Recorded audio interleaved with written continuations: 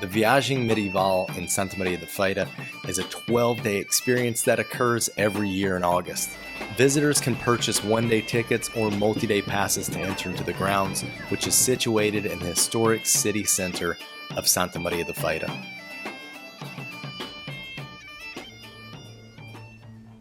What's up, expats and travelers alike? I am Josh. And I'm Kalie. And we're here in Santa Maria de Feira for Europe's largest medieval reenactment. We're going to show you what there is to eat, what there is to do, and what there is to buy, but we're going to make it a challenge. This one right here, Valencia, our daughter is going to choose her favorite thing from what we select. So we're going to give her the option. From the different categories, we'll let her choose her favorite. So let's see if that matches with yours.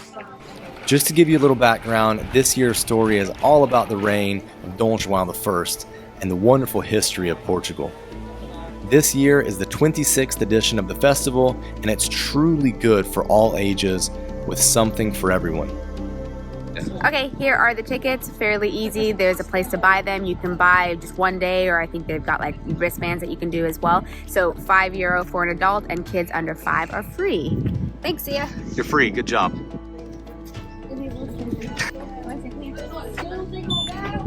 See you go. Obrigado. This place is huge. The sheer ground that they cover and transform is remarkable. So from the entrance that we came in, we have like a large walking path essentially into a park. I mean, when this isn't set up, it's just a huge park, a huge green space. Santa Maria has got a bit of land to grow, so it's nice. It's very nice. We are hopefully going to be transported back in time, maybe with modern toilets. So the walk is such that this is happening, right? But it's just there, over there.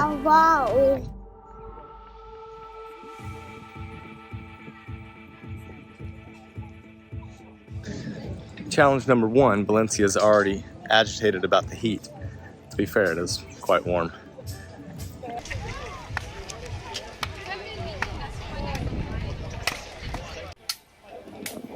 Feels like it's been a bit of a long walk. We've come across some stuff, but honestly, I am ready to try the food. There are 4 main things to do while here. Mind you, you don't have to do them all in this order. Okay, we've come in right around 12, which is today when it opens, which is nice because it doesn't seem super busy yet, but not everything seems totally open. But it does seem like they have a schedule for stuff, which is helpful. So we just have to get a map and see when things are going on because there's a lot of events that happen. Always a good thing to have, know where they are. Whenever you go to any fair or festival in Portugal, there's going to be plenty of things to eat and drink. You would be foolish not to sample what's going on here. Please don't come here after you've just filled up on food at home in an attempt to save money because you'll miss out on trying new things, and ultimately the food and drink prices here are very reasonable. Meat options. Meat options. So nice. I see sopa. Yeah. The sopa, that could be a winner. Obrigado.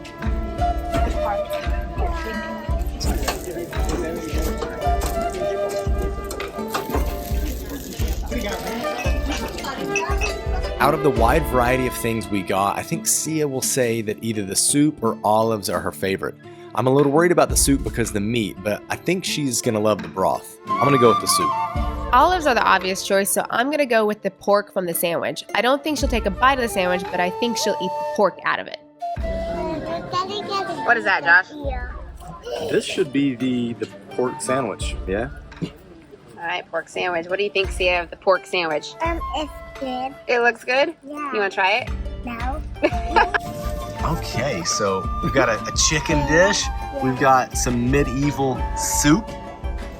2 different sandwiches, pork sandwich, and this is also pork, rojões, which is pretty famous up in the north. Out of all this, Sia, what looks the best? The olives. I knew it. I knew it. Olives. Surely a winner, right? I normally don't like to eat stuff on the bone, too much work, but this seems like an easy bite. Easy bite. This is all part of the medieval times, right? And that fly wants some too. Yeah, get out of here, fly. You want to try a bite? Oh, okay. I don't care. Yeah, fire with them too. It's chicken. From an American perspective, Easy stuff like this in the States, Chicken. we've gotten very accustomed to seriously elevated prices. But here, we're looking at prices that are on par with a typical restaurant in one of the major cities or towns of Portugal. Cheers with the picture. I'll choose that. Pork sandwich. This was 12, so Think about it. this would have been 20 And at least. Good. Simple. So this soup looks like something that I would like. It doesn't look like something that Valencia would like per se, but let's see if she likes the broth. I'm not sure if she's gonna enjoy the meat. and going in. Yummy. It's yummy. It's yummy. Are you gonna eat Oh, more yeah. of it? It's actually not too salty. This is probably something similar to what she has at school in terms of the broth. It's pretty hearty on the meat, so I'm looking forward to it. It's wonderful. Wonderful. Yeah. A horse. Did you hear a horse? We'll go find the horse after this. All right, for those of you who are not meat eaters, we are at a medieval festival, so a lot of meat, but we did find a vegan option. This is a good vegan option, it appears. One thing's for certain though, there's a lot of meat options. What's the name of it? It's the philosopher stone. It's made with philosopher juice. No, it's strawberry and amores. I don't know how to say them in English, but it's awesome and very refreshing. You should try it. It's first level. There are 4. Right, here we go.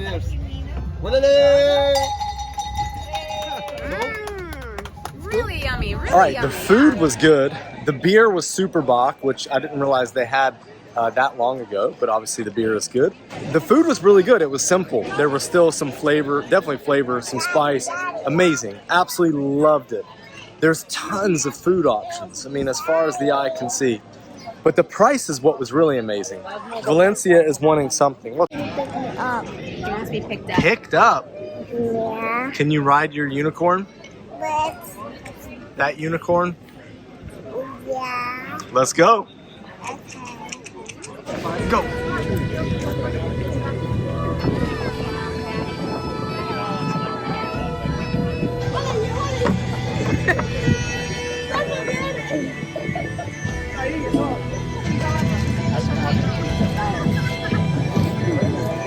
Head down and around Main Street, which is around the southern part of the festival's borders.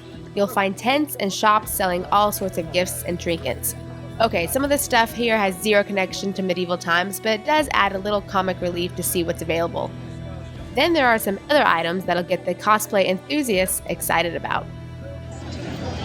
Okay, so we're walking through Trinketville, and yeah, this is the next challenge. We've got to find a trinket that we believe Valencia will like for under €5. Might be tough. Let's see. Okay, we've seen a couple good options for toys. There's a wand. Josh thinks she'll like that. There's a unicorn like xylophone. I think that she'll like that. But is that €5? I don't know. So let's find out how much the wand is at this shop. So the wand are you is done with $4. All right, it's 10. She wants to think with numbers, which has nothing to do with medieval, but it's €10. So the answer is no. Realize it looks like this. How about What was the winner? All right. The winner is a butterfly xylophone. The unicorn one that I found is gone, but she's happy. Sia, what do you think? You like it? Yeah. You playing music? Did you throw a temper tantrum? No, though. 2 things down, and the next 2 are kind of related, but certainly different. One is active and the other is passive. It could be free or it could cost money. You see, it's not all about eating, drinking, and buying things here. It's also about taking in the sights and experiencing things for yourself. First off, there are 16 themed areas open the majority of the day so that you can pass through at whatever time works best for you. We're talking about stuff like the King's Castle, which is a major landmark of the city anyway, although during this time of year, it comes to life. It costs €5 to tour the castle, which is one of the things that has a supplemental charge. Don't worry though, there are plenty of free activities as well. You can observe the Castilian encampment or test your skill and bravery with a little page training.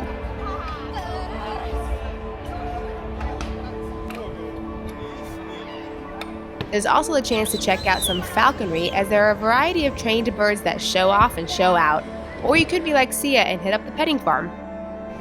Moving on from the themed areas, it's the shows.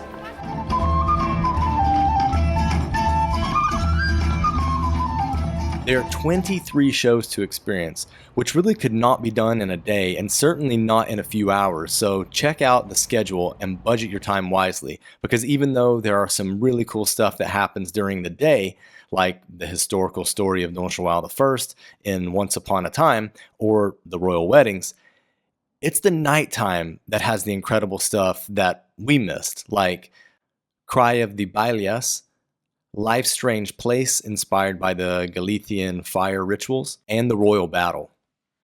This might be where a multi-entry pass would come in handy, because you don't need to feel like you should spend all day there to not miss anything. You can go during the day and then go back another time to catch the night festivities. Now straight away, we both noticed the petting zoo, so I believe that's a strong candidate, as I think that she's maybe a year or two away from wanting to do the page training. Yeah, I think you're right, but there's also a chance that she'll love to dress up like a princess. However, I don't think we have enough time for that.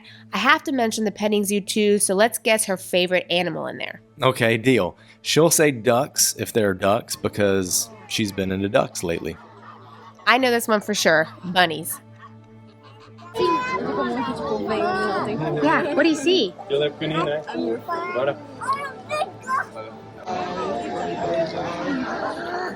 Wow! Coca-doo-doo-doo. Olha ali em cima, ali em cima.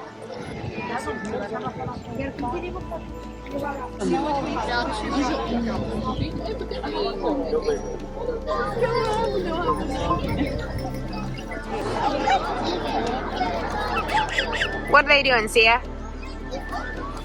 What are they eating? So, funny enough, Sia's favorite food was olives today. She ended up with an €8 butterfly xylophone, despite us trying to keep it under 5. She did like something that was 10, so we talked her down to 8. There are options under 5 though. And definitely her favorite thing to do was to see all of the fun animals at the little animal farm. What did you see, Sia? Pigs. Was that your favorite? Yeah, I believe. For us, this medieval festival won't be a one-off experience that we do in Portugal like maybe the Queridos de Pudense is, but it's something that we'll likely do on a regular basis. It's so interactive, fun, reasonably priced, and close to Porto that it makes it a no-brainer for us to do this every year. Now that you know about this cultural experience, you need to check out this exciting video about the pagan rituals that occur in Pudense around Carnival time in Portugal. Let's get moving. Bye!